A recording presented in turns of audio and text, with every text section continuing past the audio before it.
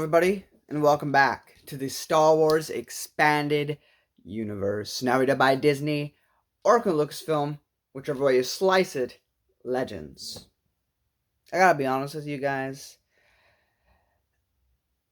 including TCW into my Expanded Universe exploration is kind of putting me into fatigue for these books.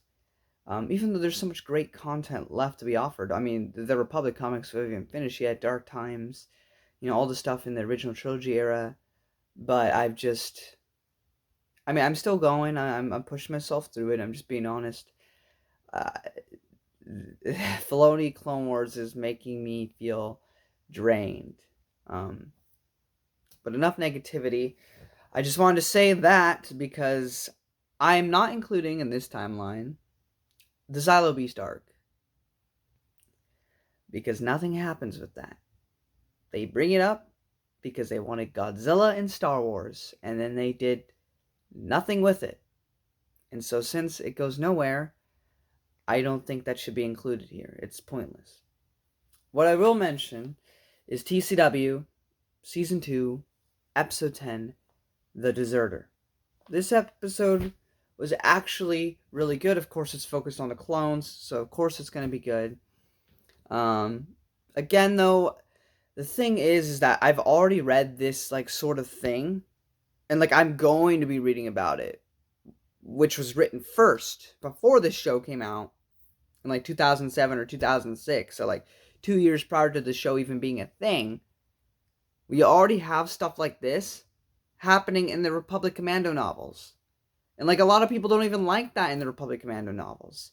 But at the very least, it was done there first. And it's just I'm just seeing repeats of everything I've already seen, but in not live action, but in a film format. That being said, it was handled well and everything was written well. It's just nothing new. There's nothing new in this show. And the things that are new seem to rectify things that are established in canon. Or in the Legends canon, anyway. I don't mean to sound negative. Basically, the plot of the episode, Rex gets injured. He is helped heal by these farmers on this planet because they were chasing they were chasing General Grievous. Oh, I should also mention there's an episode where Eth Koth was captured right before this one, and I have nothing to say about it. It was the episode before this. Obi-Wan's trying to capture General Grievous. He really shouldn't be fighting General Grievous, but he fought General Grievous, whatever. As long as it doesn't happen too many times, I don't think it's that much of an issue. But yeah, Rex is on his own. He ends up going to this farm place and sees another clone, a clone who deserted the army and raised a family instead, even though it's only been I guess that works. That really works if I'm putting it into the final year of the war. I don't even know how that could work realistically. Oh my gosh, I just realized this. Filoni's Clone Wars tries to argue that it's only been 6 months since Geonosis. Okay? In my chronological order, it's in the final year of the war. Okay? The final year, the third year of the Clone Wars. His kids are 3 at least. They look way older than that. And there's no way that this clone would have been out here prior to that. So, yeah, this guy had to have deserted in the first year of the war to make this even make sense. If this is only 6 months, how is his kid so old? Anyway, I just realized that right now. This is why my timeline for TCW makes the most sense, putting the final year, because Anakin has a scar, he has a long hair, he's gotten a bit older now. Ventress and everything could already be introduced into the Republic comics. And then you come to here. But anyway, it's a pretty decent episode. I mean, you got the clone trying to take care of his family, Rex just trying to deal with something like that, and so it's good stuff. It's just nothing new if you've been a fan of the Expanded Universe. Now, if you've never read the Expanded Universe and you've only watched the show, then I can see why you would find this episode very, very compelling. Otherwise, you'd be yeah, it's good. I've seen it before, though. Or something similar. So, But whatever. The episode after that is episode 11, Lightsaber Lost. Ahsoka loses her lightsaber to some thieves. And there's this Yoda-like guy who's pretty cool. He's old like Yoda. And the lesson of the episode for children is patience. Overall, it's okay. Nothing phenomenal. Nothing great. Nothing bad. Just exists. In my opinion. Then, moving back to the books, we finish off Ryder Wenham's series with Clone Wars Secret Missions, books 3 and 4. Starting with Duel at Shattered Rock, Nero, the Chiss Jedi, is still looking for his master. And guess who shows up in this book to tie into the TCW show?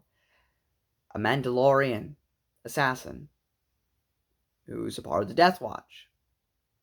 Now, again, I like the arc from memory.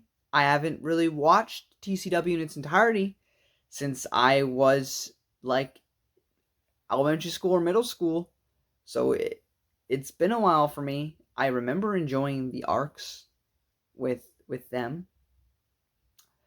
But I've also read the Republic Commando novels, which I don't hate.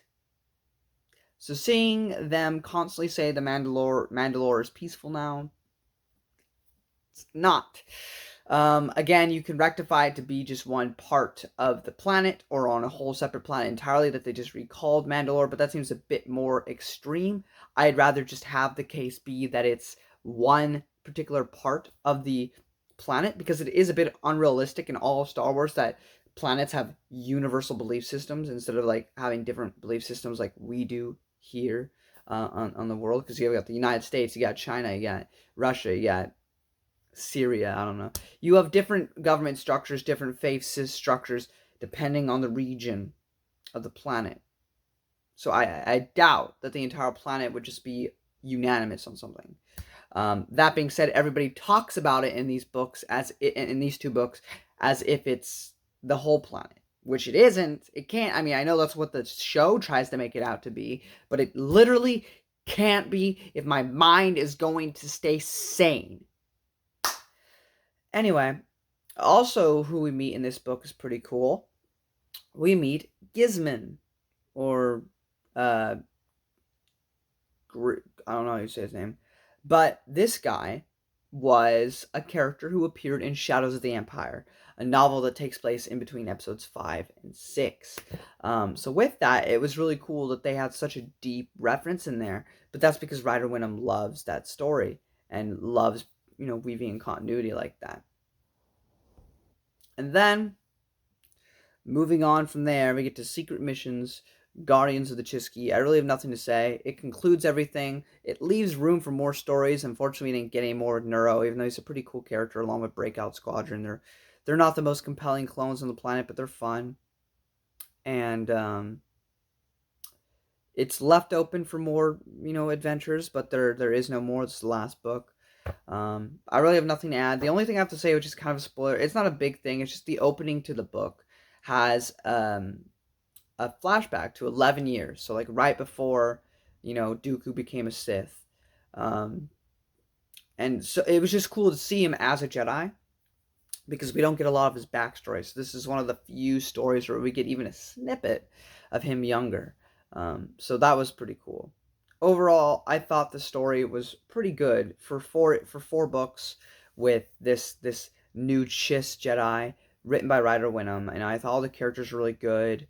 I liked the story that they were trying to tell. It's not really the story itself that's the problem. I'm just getting sick and tired of TCW. I'm getting burnt out, but I will continue this journey for you guys because I love making the content and I love when people actually interact with me. That being said, well, is it the greatest piece of material in the universe? No. Do you need it? No. But it is really fun, and I do recommend these two stories. After this, we have a whole bunch of TCW episodes, comics, and then a horrible duology of novels that I'll be getting to that I'll scream about whenever I read it. Probably. Until then. And then after that, I think it's smooth sailing. Kind of. Till then, may the force be with you. Bye.